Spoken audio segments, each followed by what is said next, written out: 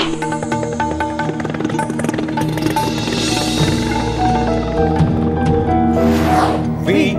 the people of India, having solemnly resolved to constitute India into a sovereign, socialist, secular, democratic republic and to secure to all its citizens. নমস্কার, শুরু করছি আজকের চতুর্থ স্তম্ভ। আমি ইন্দ্রাণী। রাজনৈতিক দলগুলির বিভ্রান্তিমূলক মন্তব্য আমাদের বিচলিত করছে। বামপন্থী দলগুলি বলছে তারা অভয়া মঞ্চ পরিচালনা করে, এসইউসিআই বলছে তারা জুনিয়র ডক্টরস ফ্রন্টকে সমর্থন করে, আবার উভয়ই বলছে আমাদের সঙ্গে আছে। রাজনীতির লোকেরা ইচ্ছে করে নিজেদের স্বার্থে চিকিৎসকদের প্রভাবিত করার চেষ্টা করছেন। এগুলো বলছেন কে? আরজিকর ধর্ষিতা মৃতার বাবা মা। মানে খুব পরিষ্কার, আপাতত ওনাদের মনে হচ্ছে যে সিপিএম বামেরা আসলে অভয়া মঞ্চের নামে রাজনীতি করছে। মাত্র কদিন আগেই ওনারা আলিমুদ্দিনে গিয়েছিলেন সিপিএম নেতৃত্বের সঙ্গে কথা বলতে।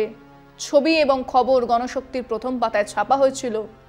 এবারে আসুন তদন্ত নিয়ে ওনাদের পাল্টে যেতে থাকা মতামতগুলো দেখে নেওয়া যাক। শুরুর দিনগুলোর কথা ভাবুন। সবেমাত্র ঘটনা ঘটেছে, মুখ্যমন্ত্রী ওনাদের বাড়িতে গেছেন। ওনারা জানিয়েছিলেন কলকাতা পুলিশ ভালোভাবেই কাজ করছে। মুখ্যমন্ত্রী নিজেই জানিয়েছেন যে অপরাধীদের ছাড়া হবে না। এসব বলছেন কখন? যখন মৃতার দেহ বাড়িতে আনার পরে শ্মশানে দাহ করা হয়ে গেছে। 3 দিনের মাথায় ওনারা কলকাতা পুলিশের বিরুদ্ধে বলতে শুরু করলেন, সিবিআইকে দিয়ে তদন্তের দাবি করলেন। প্রায় 10 দিন পর থেকে পুলিশ তাড়াহুড়ো করে দেহ পুড়িয়ে দিয়েছেন এই কথা জানালেন।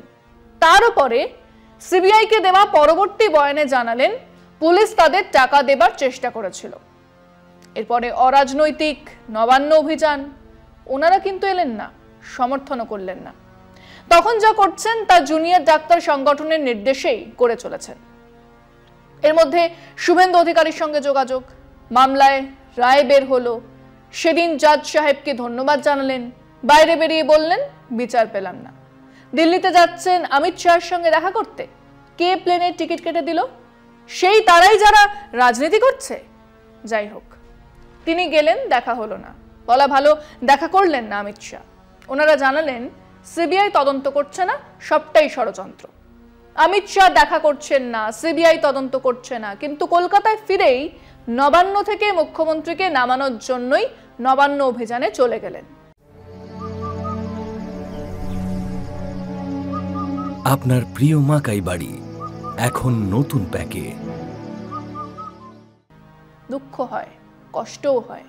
ধর্ষিতা খুন হওয়া মেয়েটির বাবা মা বিলকিস বানুর ধর্ষক, হাতরাসের ধর্ষক, কাঠুয়ার ধর্ষকদের কাছে ধর্ষণের বিচার চাইছে, তাদের পাশে নিয়ে আন্দোলনের কথা বলছে। এবং এটাই যে ওনারা করবেন সেটা বহু আগেই আমরা বলেছিলাম। ওনারা শোকের আবহকে ধরে রাখতে নিত্য নতুন ইভেন্টের খোঁজে আছেন। তাই ওনার কন্যার সতীর্থদের আন্দোলনে ওনার আর ভরসা নেই। ওনারা দিল্লিতে অমিত শাহের কাছে বিচার আশা করবেন। ওনারা শুভেন্দু অধিকারী, শ্রমিক ভট্টাচার্য বা দিলীপ ঘোষের কাছে ধর্ষণের প্রতিকার চান, যাদেরকে ওনার কন্যার সতীর্থরা মঞ্চের ধারে কাছেও ঘেঁষতে দেননি। আজ বলে রাখছি, আগামী 2026-এ এনাদের নতুন ভূমিকা দেখার জন্য তৈরি থাকুন। ওনারা সেই প্রথম দিন থেকেই ক্যামেরা, বুম, মাইক, টিভির পর্দা, খবরের কাগজের হেডলাইন ভালোবেসে ফেলেছিলেন। শুরুর দিকে মনে হয়েছিল ওরকম এক ভয়ঙ্কর মৃত্যু, নিজের আত্মজার এই পরিণতি হয়তো বা ওনাদের বোধবুদ্ধির ওপরে সাংঘাতিক এক প্রভাব ফেলেছে। আজ একরকম, কাল অন্যরকম, তারপরের দিন আবার আরেক রকম বলে বেড়াচ্ছেন। কিন্তু এখন স্পষ্টই বুঝতে পারছি ওনারা ওই টিভির পর্দা, খবরের কাগজের প্রথম পাতা থেকে বেরিয়ে আসতে চান না। সময় একটা বিরতির, সঙ্গে থাকুন। সেই 2 অভিভাবক নবান্ন অভিযানে গেছেন, কাদের সঙ্গে নিয়ে? শুভেন্দু অধিকারী। দাবি কি? বিচার চাই। তদন্ত করছে কে? সিবিআই। এই এক উন্মাদের পাঠ্যক্রম। তো সেই 2 অভিভাবক আজ এই অবস্থায় পৌঁছলেন কি করে? সেই রাস্তাটা দেখিয়েছিলেন ওই জুনিয়র ডাক্তারেরা, যে জুনিয়র ডাক্তারদের আন্দোলন ছিল আদতে এক ইভেন্ট, যা খাড়া করতে খরচ হয়েছে লক্ষ লক্ষ টাকা। চোখ বুজে ভাবুন খাদ্য আন্দোলনের কথা। না, doctor Nanda, doctor Mahato, doctor হালদারদের সেসব ভাবতে বলবো না, কারণ ওসব ভাবতে শিরদাঁড়ার ওপরে মস্তিষ্ক লাগে। আমি আমাদের দর্শকদের, যারা সেই দিনগুলো দেখেছেন, যারা দেখেছেন ট্রাম ভাড়া আন্দোলন, যারা দেখেছেন বা শুনেছেন তেভাগা আন্দোলনের কথা, তারা ভাবতেও পারবেন যে সেই আন্দোলন কেমন ভাবে ছড়িয়ে পড়বে, সেই আন্দোলনের কথা কেমন ভাবে মানুষের কাছে নিয়ে যাওয়া যাবে। তার জন্য এক ইভেন্ট ম্যানেজমেন্ট কোম্পানিকে ডাকা হয়েছে, তাকে দিয়ে সেই আন্দোলনের ছবি ভিডিও ভাইরাল করা হচ্ছে। সেসব তো ছিলই না, তারপরেও সেসব আন্দোলন কিভাবে ছড়িয়ে পড়লো গ্রাম থেকে গ্রামে, এক প্রান্ত থেকে অন্য প্রান্তরে। মানিক বন্দ্যোপাধ্যায় লিখে ফেললেন হারানের নাচ জামাই, সলিল চৌধুরী লিখে ফেললেন শপথ, নকশালবাড়ির মহিলাদের সেই আত্মত্যাগ, বেঙ্গাই জোতের সেই 11টা লাশ আগুন হয়ে ছড়িয়ে গেল। অজিত পান্ডে লিখলেন তরাই কান্দে গো, উৎপল দত্ত লিখলেন তীর। প্রেসিডেন্সি কলেজ থেকে ছাত্ররা চললেন গ্রামে, ওই আরজি করের ডাক্তারবাবু স্থবির দাশগুপ্ত পড়া ছেড়ে চললেন গ্রামে। সেসব কি ইভেন্ট ম্যানেজারদের তৈরি ইভেন্ট ছিল? কিন্তু গত অগস্টে আরজি করের ধর্ষণ আর হত্যার পরে যে আন্দোলন গড়ে উঠেছিল, তার খানিক ছিল বাংলাদেশের জুলাই অভ্যুত্থানের নকলনবিশি, আর বাকিটা ছিল এক ইভেন্ট।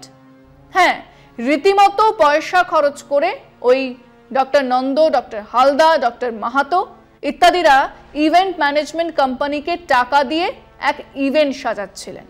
সেই ইভেন্ট শেষ, আর তাকেই আবার জাগানোর এক বৃথা চেষ্টা চলছে।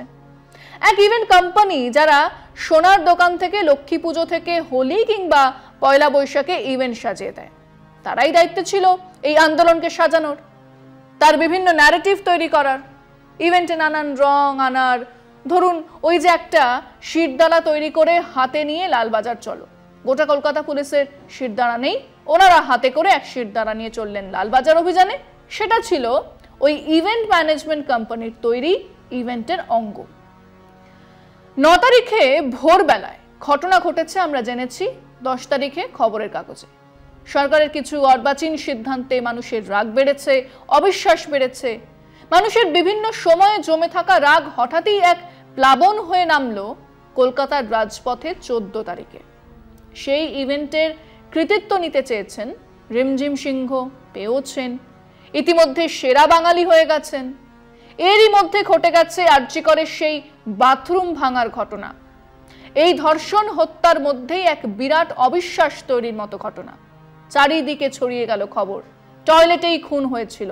সবাইকে অন্ধকারে রেখে সেই টয়লেটকেই বেমালুম গায়েব করে দেওয়ার চক্রান্ত করেছিল আরজি কর প্রশাসন এবং সরকার। কাজেই দাবি এক, দফা এক, মুখ্যমন্ত্রীর পদত্যাগ। এসবের মধ্যেই আমরা দেখলাম এই মহানগরে বাংলাদেশের জুলাই আন্দোলনের প্রতিচ্ছবি। স্লোগান থেকে মিছিলের আঙ্গিকে বাংলাদেশের ছাত্র আন্দোলনের জলছবি। কেন একই আন্দোলনের জন্য একই শহরের মধ্যেই তিনটে অ্যাকাউন্ট, তার মধ্যে 2টো ব্যক্তিগত নামে?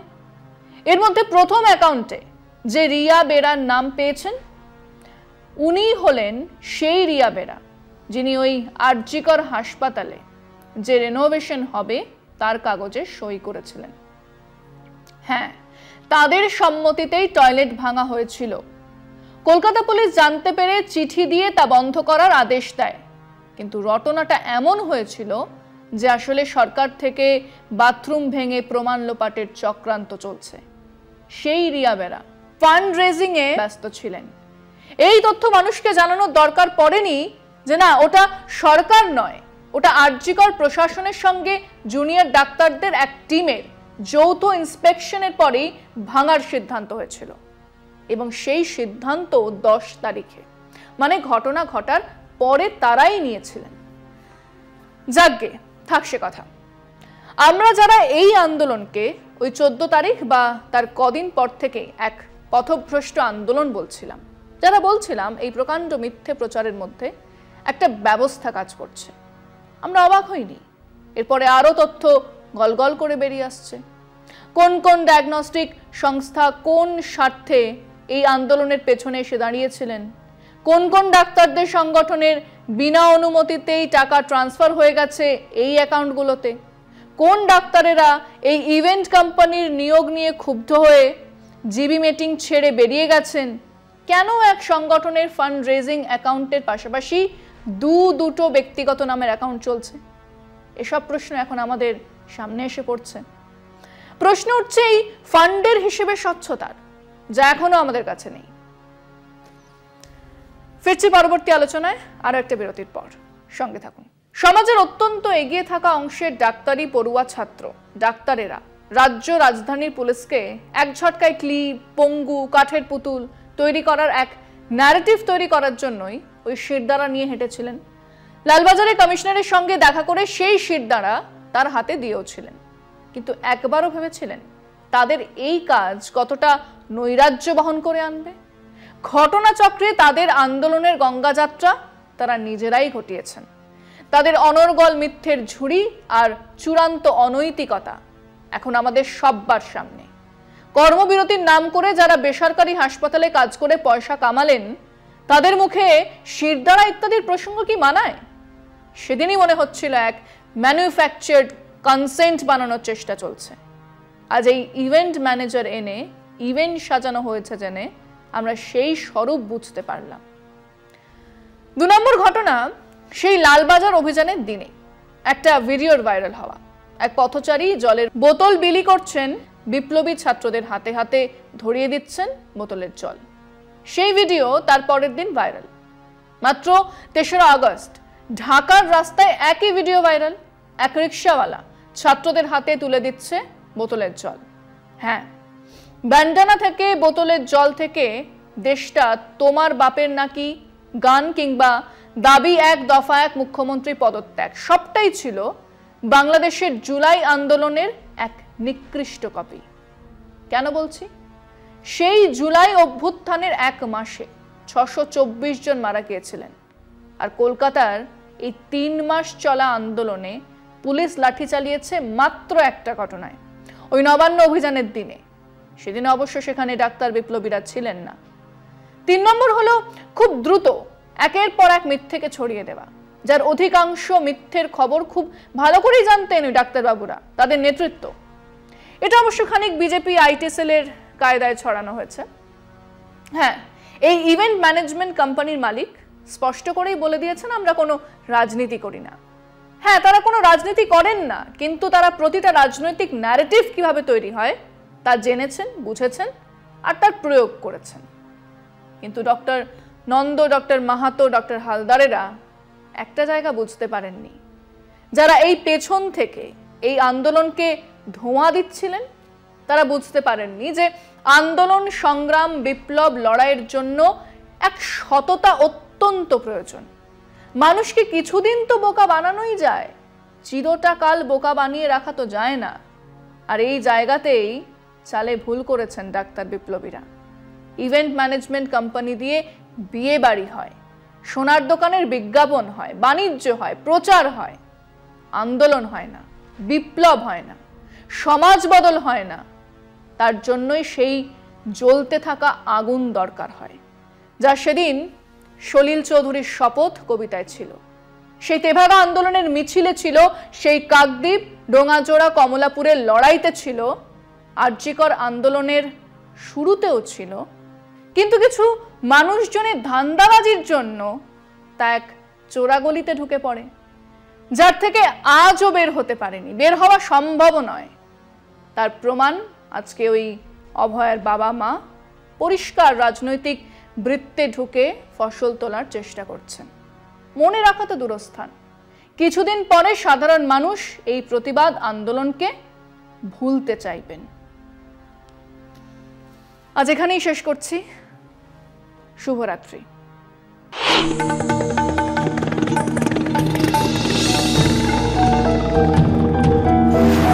We, the people of India, having solemnly resolved to constitute India into a sovereign, socialist, secular, democratic republic, and to secure to all its citizens